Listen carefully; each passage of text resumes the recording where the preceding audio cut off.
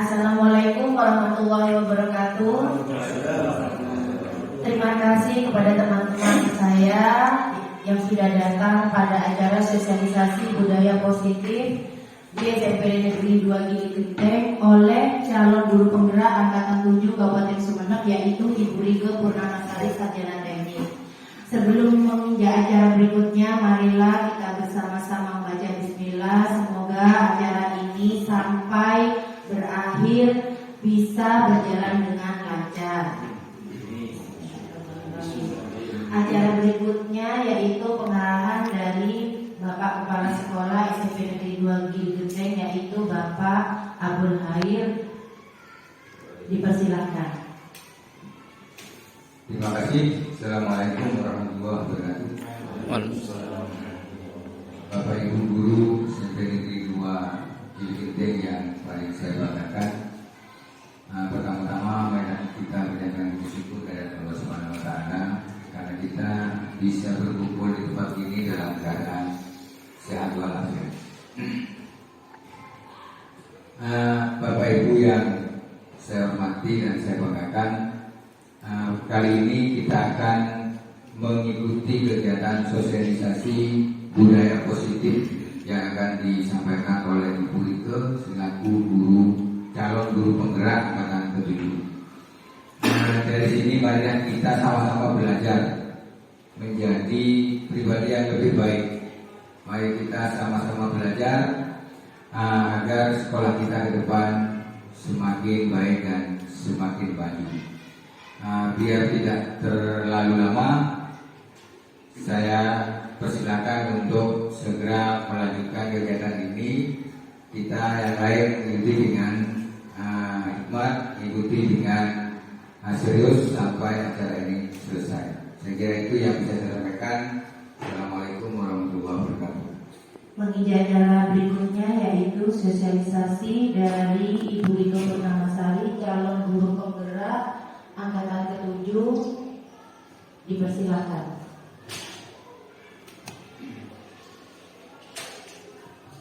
Terima kasih. Saya mulai. Assalamualaikum warahmatullahi wabarakatuh.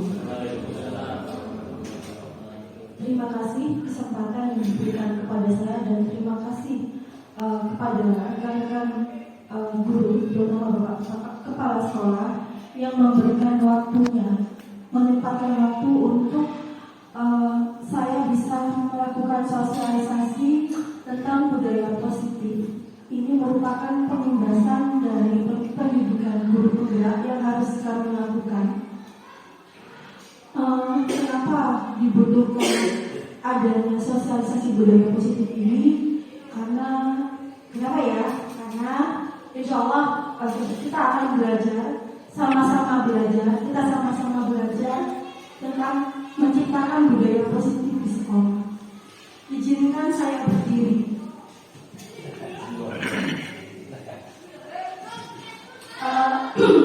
Sebelum saya mulai, bisa saya minta bantuan 2 orang untuk maju ke depan? Amin. Bisa saya minta bantuan?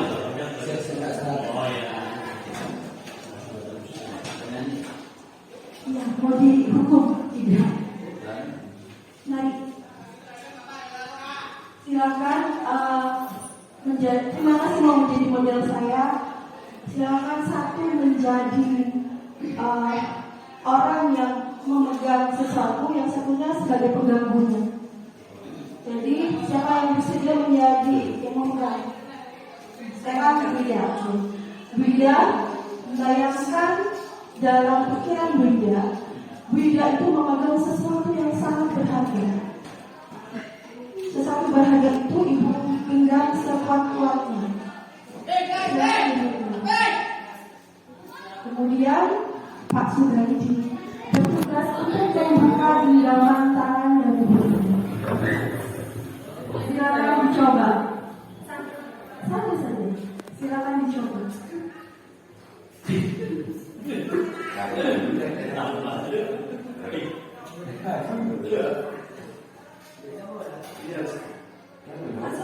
Bagaimana? Bayangkan dia memegang sesuatu yang sangat berharga. saja bagi Bu Iren. Pak santai.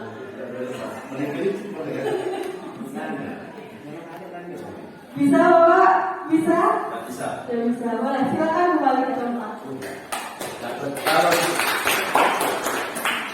Sekarang dari adegan barusan apa yang Bapak Ibu amati?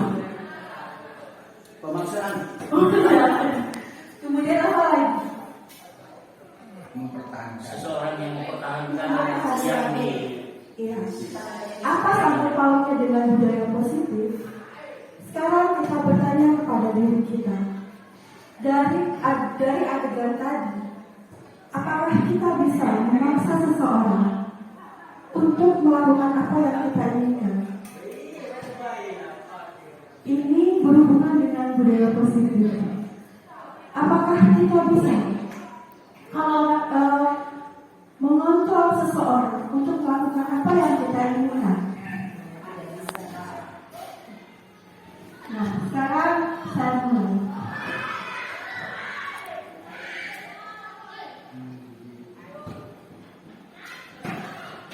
Perkenalkan, dalam pendidikan guru penggerak ini, saya didampingi oleh Bapak Fasilitator, Bapak Agus Sujito, dan juga pengajar praktik saya adalah Pak Samsul Adi.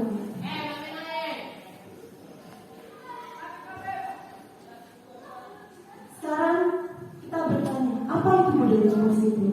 Saya ingin bertanya ke guru bahasa Indonesia. Budaya itu apa? budaya itu kebiasaan yang kita dapatkan setiap hari, kebiasaan. Bagaimana teman-teman? Ada pendapat lain?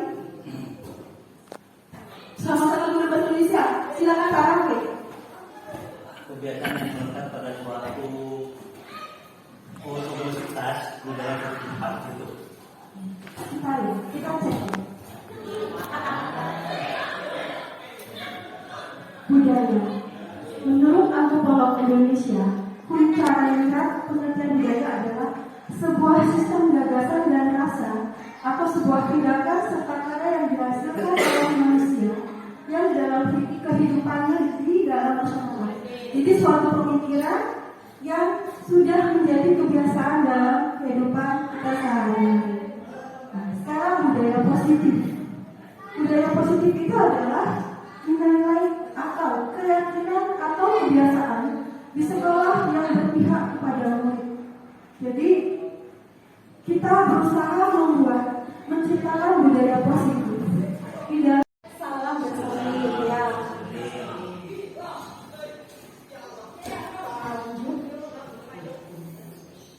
Dalam budaya positif ini ada 6 yang akan kita pelajari pada sosialisasi ini adalah yang pertama adalah disiplin positif dan nilai kebajikan. Yang kedua adalah teori motivasi, hukum penghargaan dan restitusi. Yang ketiga tentang keyakinan kelas. Yang keempat tentang kebutuhan dasar. Dan kelima tentang 5 posisi kontrol. Keenam tentang segitiga restitusi. Sekarang kita mencapai disiplin positif dan nilai kebajikan. Apa yang Bapak Ibu bayangkan kalau mendengar kata disiplin? Pemahaman disiplin itu apa menurut Bapak Ibu? Tepat waktu. Tepat waktu. Apa lagi? Sesuai dengan komitmennya. Sesuai dengan komitmennya. Ya.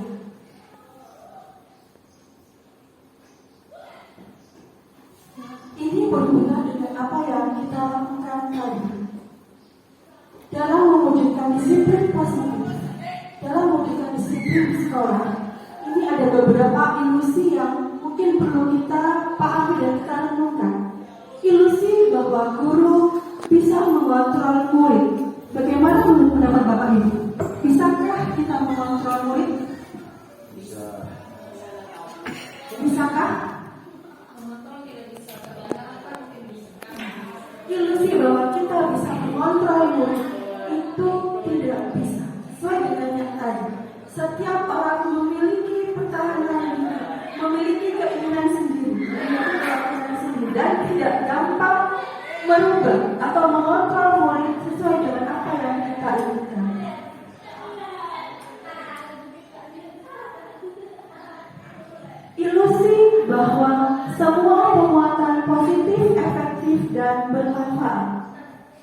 Bagaimana dengan kata-kata ini? Penguatan positif atau bujukan adalah bentuk kontrol.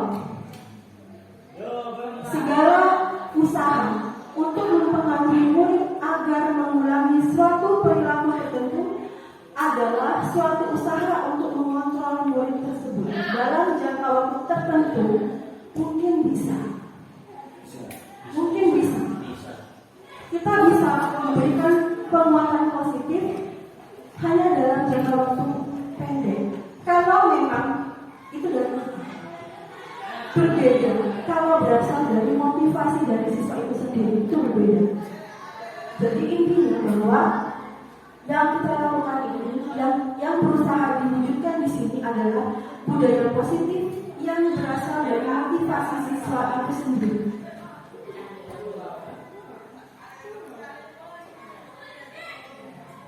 Ilusi bahwa kritik dan membuat orang merasa bersalah dapat menguatkan karakter. Bagaimana menurut Bapak Ibu? Kita sering mengkritik kepada siswa, ya. Apakah itu bertujuan bisa menguatkan karakter dari siswa?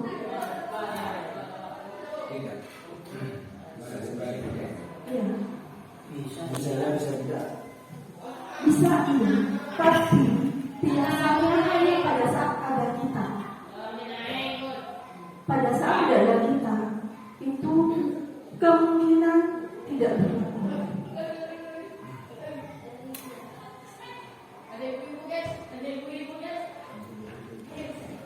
Ini lagi, ini biasa kita lakukan di rumah. Dari rumah, ilusi bahwa orang dewasa memiliki hak untuk memaksa. Ini tidak hanya di sekolah, di rumah pun juga pernah sering kita lakukan. Benar? Benar. Ya. Dalam mengarahkan anak, kita sering bukan mengarahkan, bahkan cenderung memaksa anak kita untuk melakukan seperti apa yang kita inginkan. Benar?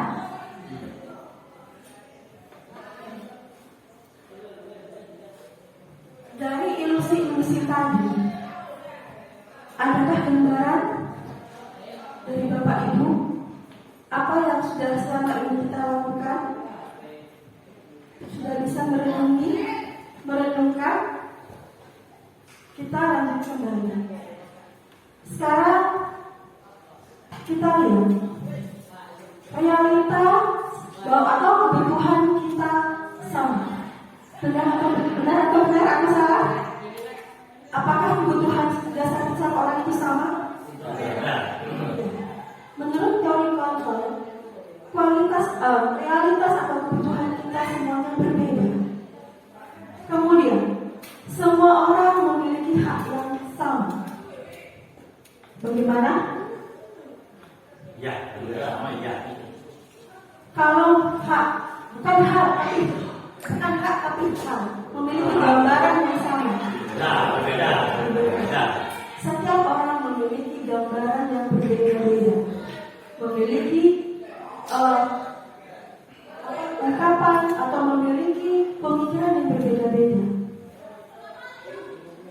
Kita mencoba mengubah orang agar berpandangan sama dengan kita. Tidak bisa. Yang pasti bahwa kita berusaha memahami pandangan orang lain tentang dunia. Sekarang perilaku buruk dilihat sebagai suatu kesalahan.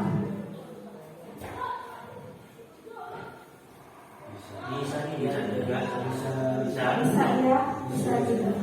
Karena setiap perilaku itu pasti ada tujuannya. Orang lain bisa mengontrol saya? Tidak bisa. Yang pasti hanya kita sendiri yang bisa mengontrol diri kita. Kemudian saya bisa mengontrol orang lain. Tidak bisa. Tapi yang bisa adalah kita tidak bisa mengontrol orang lain.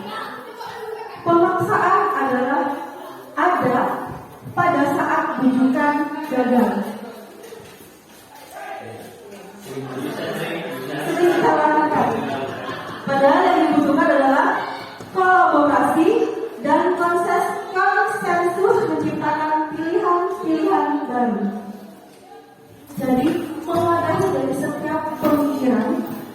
kita cari jalan tengahnya. Model berpikir menang atau kalah tidak ada. Karena setiap orang memiliki pemikiran yang berbeda-beda, berarti kita harus meyakini bahwa setiap orang juga bisa jadi murid.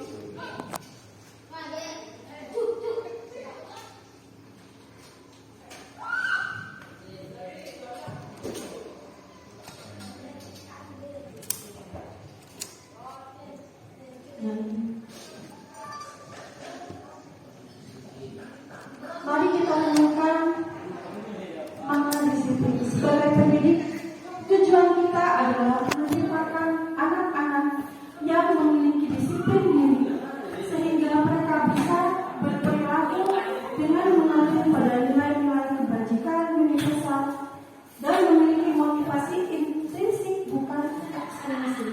Jadi tujuan adanya budaya positif ini adalah semua siswa kita bisa disiplin, tapi berasal dari motivasi dari dirinya sendiri, bukan lagi pemaksaan dari kita, bukan pemaksaan dari sekolah.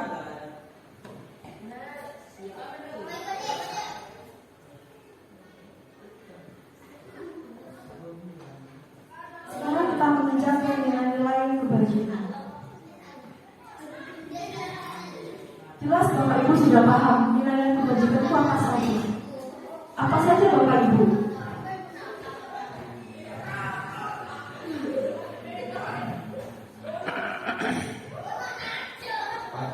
Iya, patuh, jujur, bertanggung jawab, menghormati.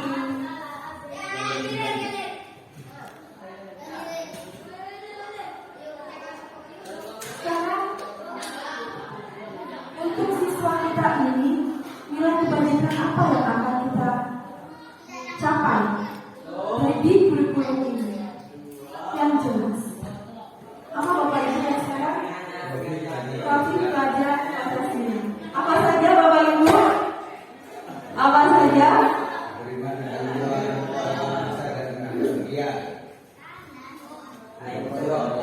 Bergotong royong. Kreatif. Nah itu kenapa?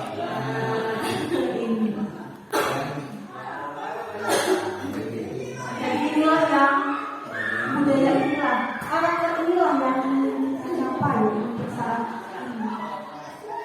Karakter inilah yang ingin kita tanamkan kepada para siswa kita. Beriman, bertakwa kepada Tuhan yang Maha Esa dan berakhlak mulia, mandiri, bernalar kritis, berkebinekaan global, bergotong royong, kreatif. Ini yang ingin kita capai.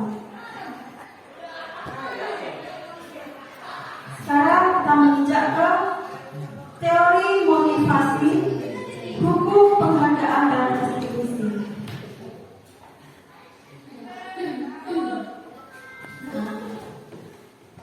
Sekarang kita lihat 3 motivasi perilaku manusia. Yang pertama, untuk menghindari ketidaknyamanan atau hukuman. Benar atau tidak? Misalkan di jalan kita memakai helm. Apa yang ada dalam pikiran Bapak Ibu? Aman. Biar aman. Menghindari hukuman. Kemudian untuk menjadi orang yang mereka inginkan. Sering kita lakukan menjadi karakter yang dipandang orang itu menjadi karakter yang dipandang orang yang sama seperti pemikiran orang tersebut. Benar ya? Benar atau benar salah? Kita menjadi orang, kita berbuat karena ingin dipandang orang lain itu hebat. Benar ya? Kadang-kadang ya. Kadang-kadang ya, tapi saya nggak pernah berpikir begitu. Dan menghargai diri sendiri dengan nilai-nilai yang mereka percaya.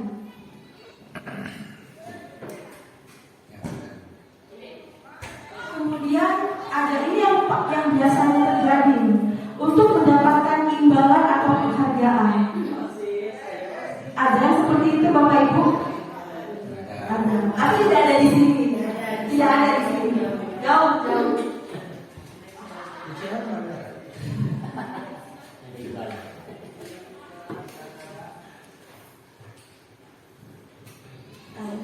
Ini adalah keyakinan kelas.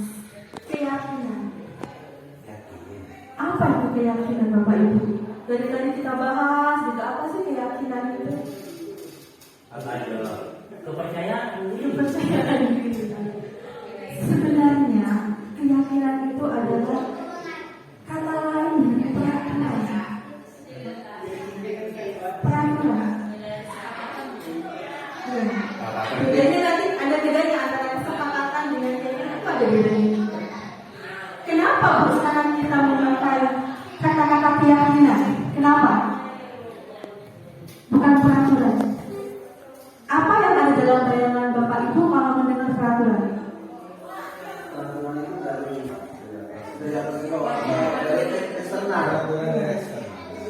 Wajib dipatuhi biasanya. Ada unsur pemaksaan di situ. Iya. Kalau keyakinan kelas itu, kalau keyakinan itu bersumber dari diri sendiri.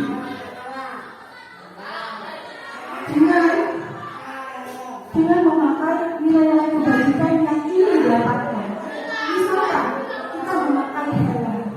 Kalau kita mengharapkan istilahnya tidak dari diri sendiri, pasti yang jelas agar tidak ditilang polisi, benar? Ya. Tapi kalau kita memakai helm dari diri sendiri, itu tujuannya untuk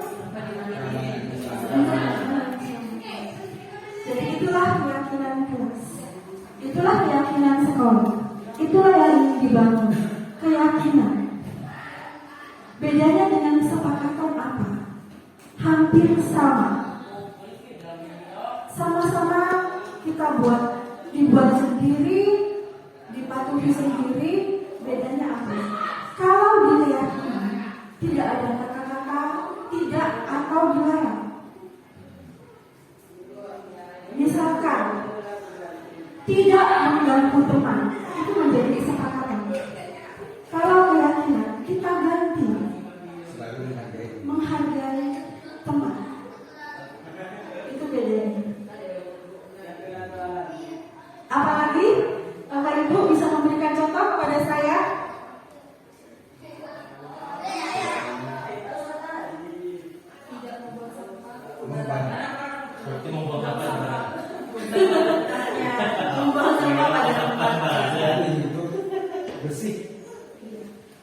Apa tujuannya kita menghindari kata-kata tidak atau dilarang? Apa tujuannya? Memberikan keyakinan di kelas, gimana caranya membuat? Ada gambaran? Adakah gambarannya? Mungkin yang sudah pernah membuat kesepakatan bisa membantu saya bercerita? Wida? Apa yang dilakukan di kelas?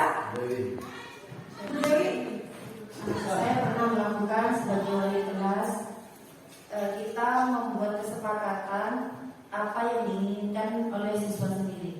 Jadi saya memberikan selebaran apa yang mereka inginkan yang ada di kelas. Entah itu buang sampah pada tempatnya, apabila mereka sudah melanggar, apa yang konsekuensinya. Jadi mereka tulis sendiri.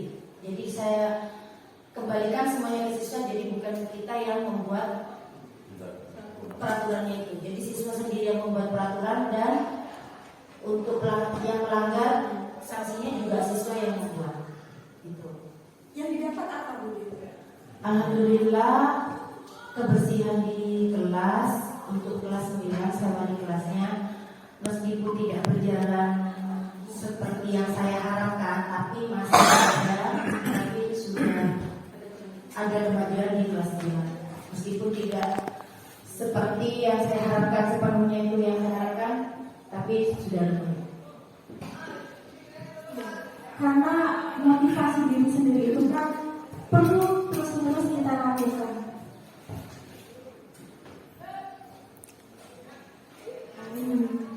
Ini contoh keyakinan kelas. Contohnya yang bisa kita buat.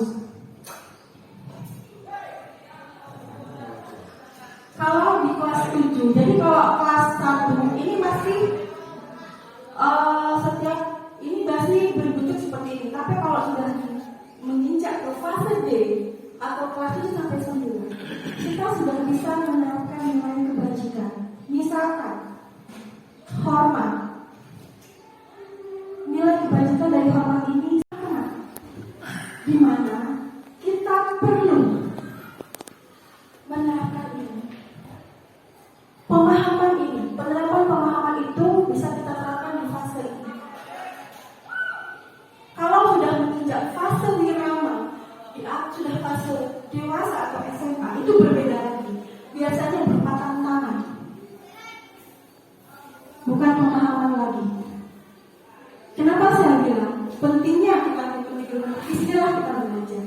Karena di sini kita juga belajar cara mendidik anak kita. Ada yang masih wiraga, ada yang wiraga wirama, ada yang sudah wirama. Perbedaannya di sini.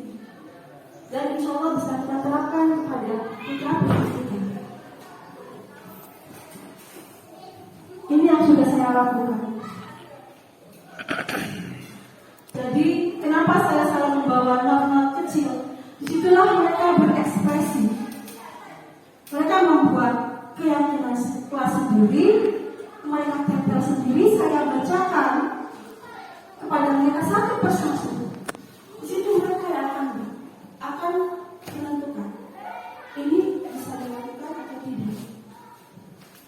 Dan alhamdulillah, seperti kata Bu Dewi, banyak sekali perubahan yang dirasakan anak-anak. Kita tidak perlu teriak-teriak, kita tidak perlu menguras energi kita untuk meminta anak-anak agar disiplin di kelas. Karena apa? Mereka sudah memiliki keyakinan sendiri yang sudah mereka buat sendiri dan mereka sepakati sendiri.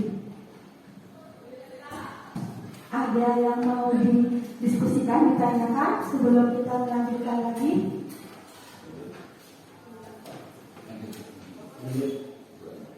Nah, dari tadi, dari keyakinan kita mengenal adanya kebutuhan dasar. Jadi dari semua nilai-nilai produktif yang dilakukan berdasarkan atas kebutuhan. Ada 5 kebutuhan dasar manusia. Yang pertama adalah kebutuhan bertahan hidup. Mungkin di BK ada. Ini rata-rata dialami oleh siswa kita. Siswa kita ini ada fase di mana mereka di sini banyak tinggal tidak dengan orang tua. Artinya karakter mereka karena ini kurangnya kasih sayang dan rasa diterima. Kemudian kebutuhan dasar manusia yang ketiga adalah penguasaan, kebutuhan kemampuan atas kemampuan. Yang keempat, kebebasan atau kebutuhan akan pilihannya. Yang terakhir adalah kesenangan, kebutuhan untuk merasa senang. 5 inilah dasar-dasar dari seseorang melakukan sesuatu, berperilaku sesuatu. Ada sesuatu yang tidak terpenuhi di situ. Nah, sebelum kita menginjak 5 posisi kontrol, kita lihat video berikut.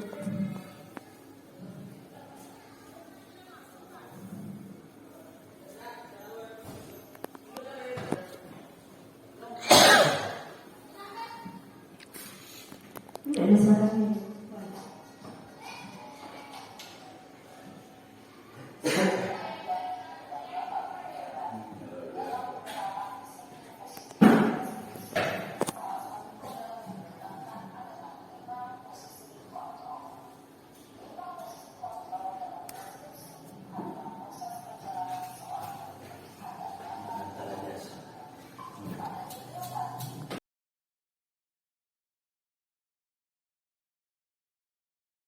Assalamualaikum warahmatullahi wabarakatuh.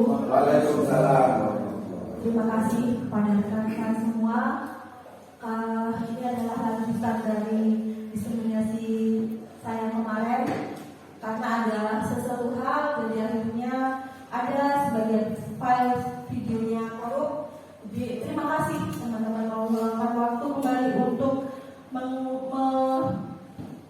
melanjutkan tentang budaya positif. Kemarin kita sudah mempelajari beberapa materi. Ini ya, kemarin tentang budaya positif, kemudian tentang disiplin positif, nilai kebajikan, teori motivasi, hukuman, penghargaan dan restitusi, juga tentang keyakinan kelas, kemudian juga tentang kebutuhan dasar. Nah, sekarang kita menginjak pada 5 posisi kontrol.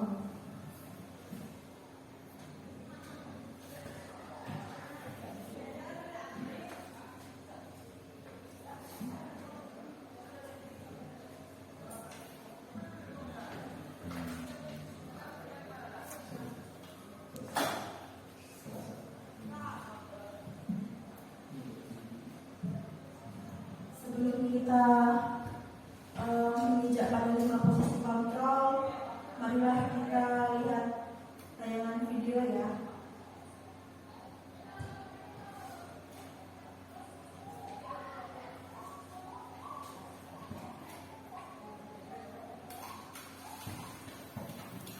Dan kita lihat kita akan masuk ke posisi mana untuk saat ini.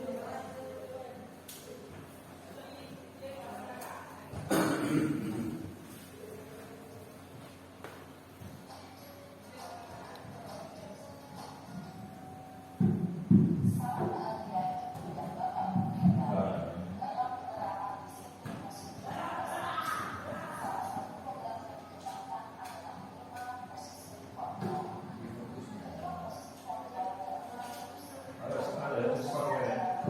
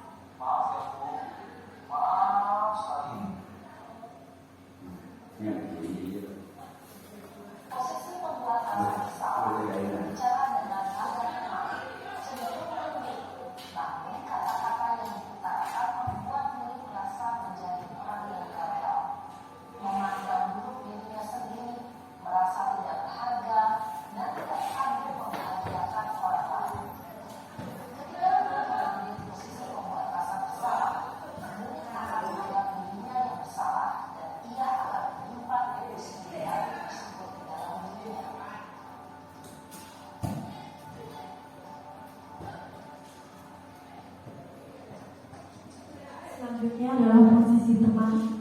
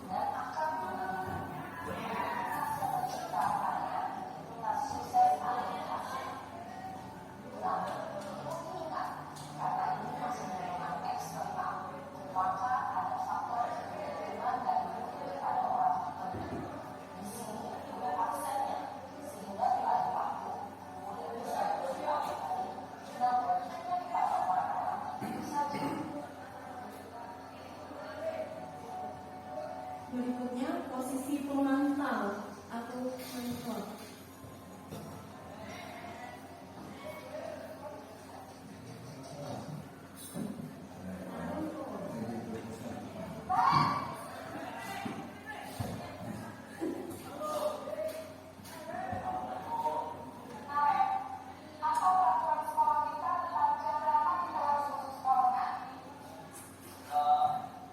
Harus di sekolahnya tuh, Bu.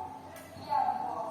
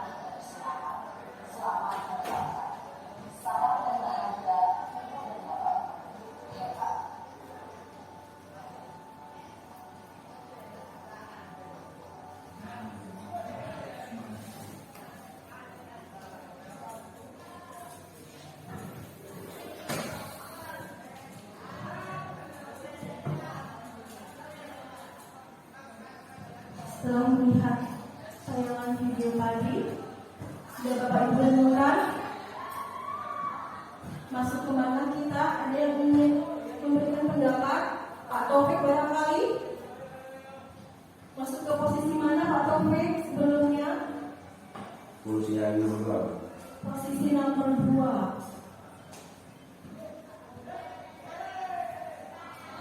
Membuat merasa bersalah. Terus apa solusinya bagi Pak Taufik?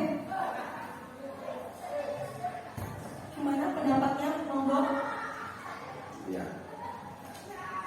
Menurut pendapat saya, sebenarnya guru itu harus bertanya dulu kenapa kalian terlambat. Nah, karena soal hukum.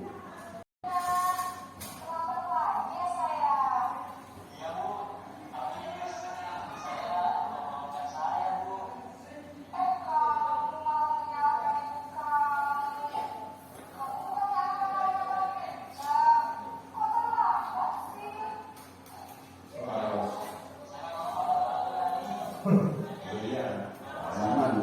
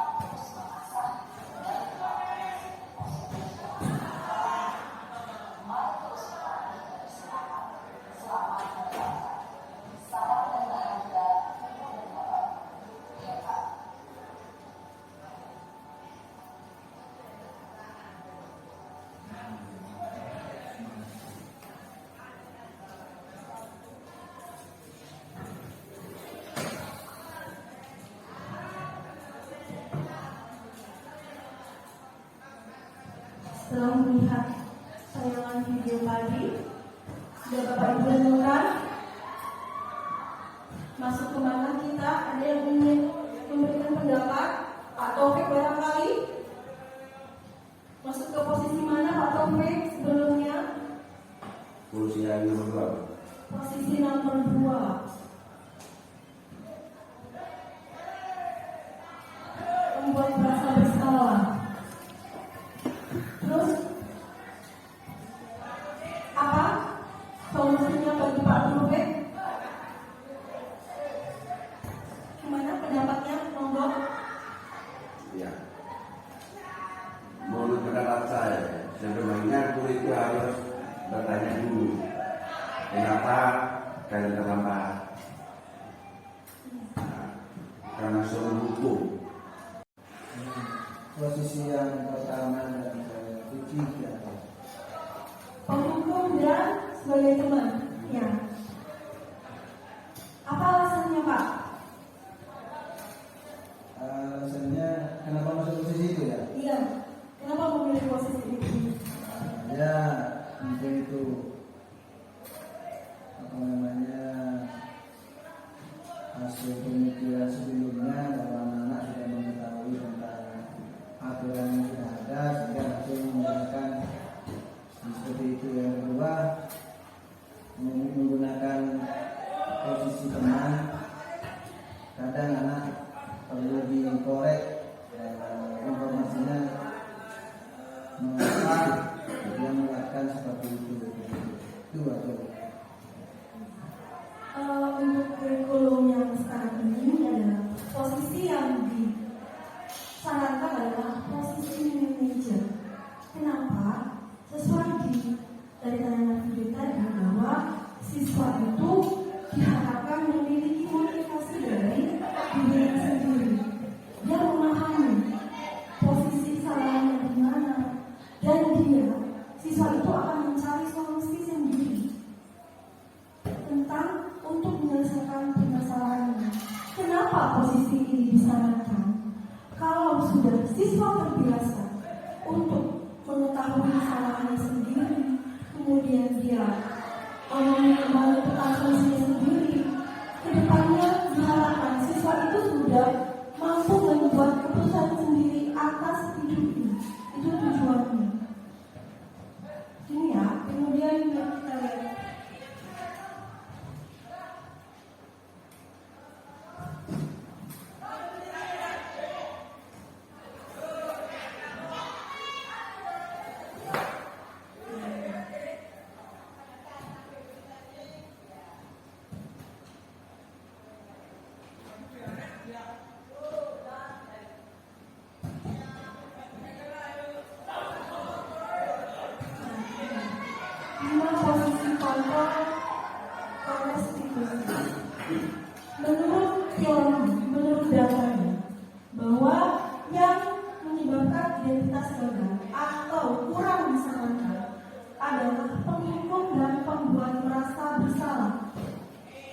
kurang disarankan. Sedangkan 3 posisi kontrol berikutnya itu disarankan cuma kita lihat kondisinya.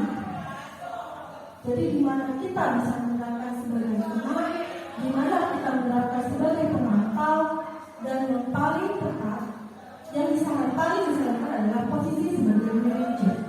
Kenapa posisi pemimpin itu tidak disarankan? Kita lihat hasilnya. Setelah disurvei, hasilnya adalah anak cenderung memberontak, pengendalian, dan menyalahkan orang lain.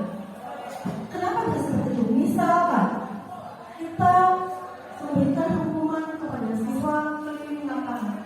Caranya siswa agar tidak dihukum, dia akan mencari alasan lain untuk menyelamatkan dirinya. Seperti itu. Jadi kenapa kurang disarankan? Kenapa bisa menjadi pilihan? Karena adanya bentuk hukuman fisik. Kalau hukuman fisik bagaimana? Gimana kalau dengan posisi non fisik? Misalkan sebenarnya bagus menghafal surat pendek, atau misalkan menulis saya tidak akan mengulang lagi selama 100 kali dulu Bapak Ibu, itu boleh atau tidak? Kalau menjadi oleh kedua, kalau menghafal tidak ada hasilnya. Boleh. Tapi semua itu tidak dari dalam diri sendiri. Masih faktor eksternal. Paksa. Masih dipaksakan, betul. Kemudian kita lihat hasil dari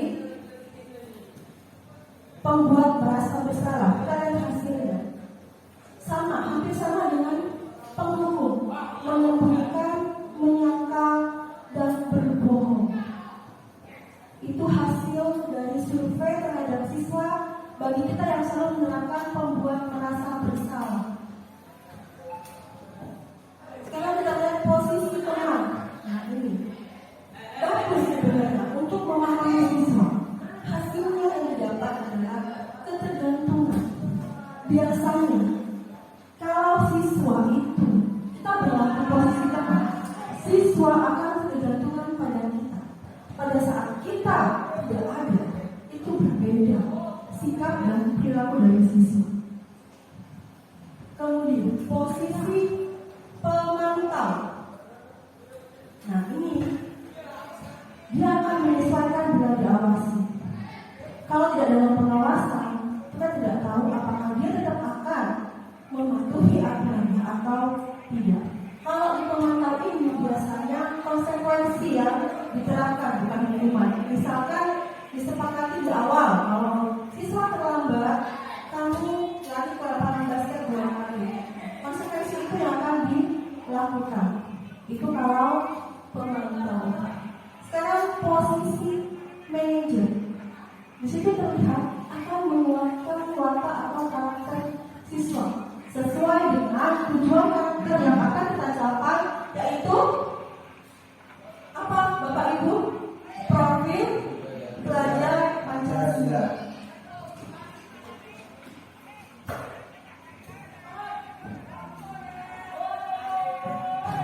Sekarang kita lihat menurut Bapak Ibu kalimat saya kecewa sekali dengan kamu masuk posisi mana?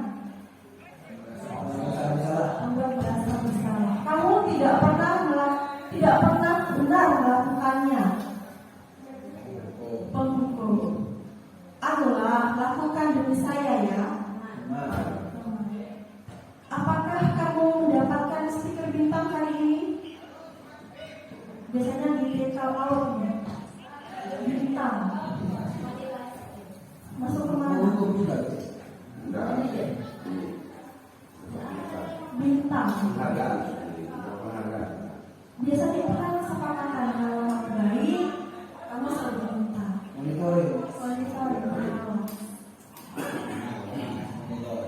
Monitoring. Bagaimana kamu bisa menyelesaikan masalah ini? Kamu selalu yang paling terakhir. Merasa bersalah. Dibuat merasa bersalah. Kamu tidak akan mendapat bintang bila tidak menyelesaikan tugas ini. Wanita bersama.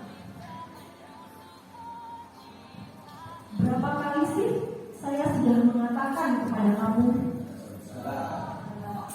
ingat,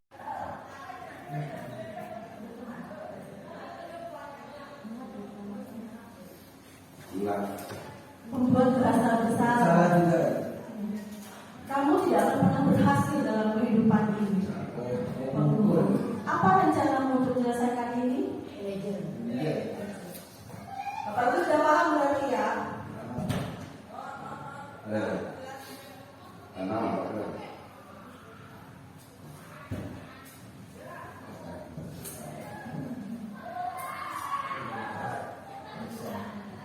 Sekarang kita lanjut ke kreasi. Segitiga restitusi.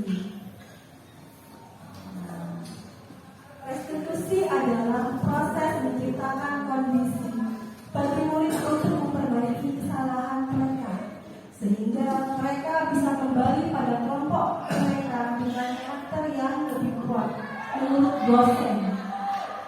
Restitusi membantu murid menjadi lebih memiliki tujuan, disiplin positif, dan memulihkan dirinya setelah berbuat salah.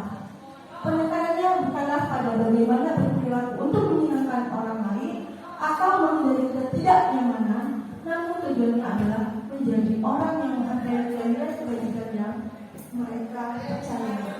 Jadi tujuannya ini agar nantinya tidak ada ABS lagi seperti ini. Tidak ada namanya asal gampang senang. Tapi semua yang mereka lakukan itu berdasarkan dari dirinya sendiri.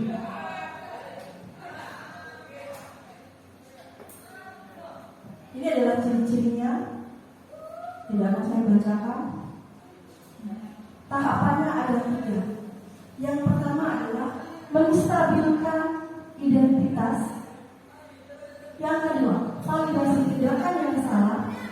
Yang ketiga, menentukan keyakinan. Langkah pertama adalah menstabilkan identitas. Kita semua akan melakukan hal yang terbaik yang bisa kita lakukan. Dari yang tadi yang terlambat. Menstabilkan identitas itu masuk pada kejadian yang mana?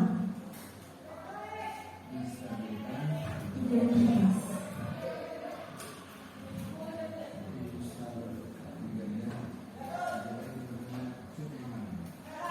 Misalnya tadi anak terlambat, biasanya kan emosi mereka menjadi pada saat bersama kita, pada saat ini pasti saya pasti akan dihukum. Jadi emosi anak pada saat merasa bersalah itu pasti tidak emosi. Kecenderungan biasanya les ya. Nah, caranya dari menstabilkan identitas ini adalah agar anak tetap stabil emosinya. Pendengarannya di mana? Misalkan, ya, memang semua orang melakukan kesalahan, tidak apa-apa. Atau mungkin gini, ibu tahu kok, ibu paham kenapa kamu bisa terlambat ke sekolah. Itu bisa. Jadi menstabilkan dulu. Kemudian validasi tindakan yang salah. Jadi menanyakan kembali, kamu tahu kan kesalahan kamu di mana? Jangan kita yang mengatakan kamu terlambat, tidak, tapi dia. Iya bu, saya terlambat masuk kelas. Itu validasi kesalahan. Misalkan anak bertengkar. Biasanya kalau anak bertengkar itu kan sama-sama emosian. Nah, kita stabilkan dulu. Misalkan, oh, kenapa kamu bisa memukul teman kamu? Tidak apa-apa. Semua ibu yakin, ibu paham. Pasti kamu akan melakukan kesalahan yang memukul yang atau misalkan kamu akan menyerang teman kamu yang menyerang kamu lebih ganas. Tapi tidak apa-apa. Semua orang pasti melakukan kesalahan. Maka kita tanya, ada apa sih? Kenapa? Biarlah mereka yang bercerita. Biar mereka mengungkapkan perasaannya. Kemudian setelah itu menanyakan Jadi ada ya, kamu paham kan keyakinan sekolah kita apa? Atau misalkan keyakinan kelas mana yang menurut kamu yang sudah kamu pelanggar? Itu kita tanyakan, misalkan ya Bu, menghormati teman, atau misalkan ya Bu, tentang kejujuran. Dia paham, akhirnya dia paham. Disitulah akhirnya kita tuntun siswa untuk menyelesaikan solusinya, untuk mencari solusinya sendiri. Saya yakin Bapak Ibu sudah melakukannya, cuma mungkin belum ada pemahaman tentang segitiga yang sebenarnya. Betul tidak? Betul. Jadi yakin Bapak Ibu sudah melakukannya ini sudah masuk pada tahapan segitiga diskusi. Apakah tiga tahapan ini kita lakukan semua? Kita lihat kondisinya. Biasanya ada anak yang sudah mengakui kesalahannya. Sudah kita lewati berarti. Kita langsung pada penyelesaian permasalahan. Iya. Kita tanyakan keyakinan, kemudian solusinya bagaimana menurut kalian? Seperti itu.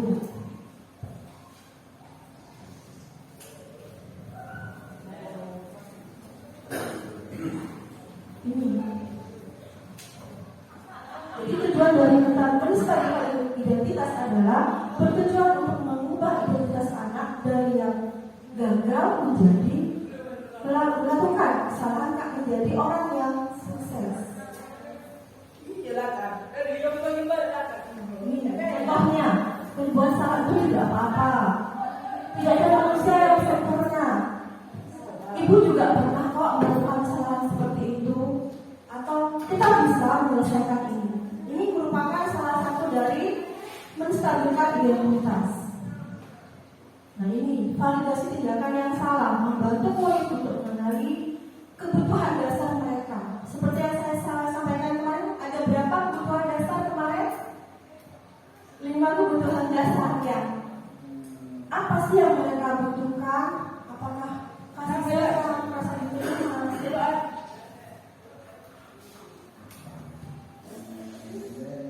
Nah ini contoh kata-katanya. Kamu patut bangga pada dirimu sendiri. Ini kalau misalkan ada tengkar, karena kamu telah memiliki sesuatu yang penting buatmu. Tapi kita berikan, kita tanyakan keyakinan.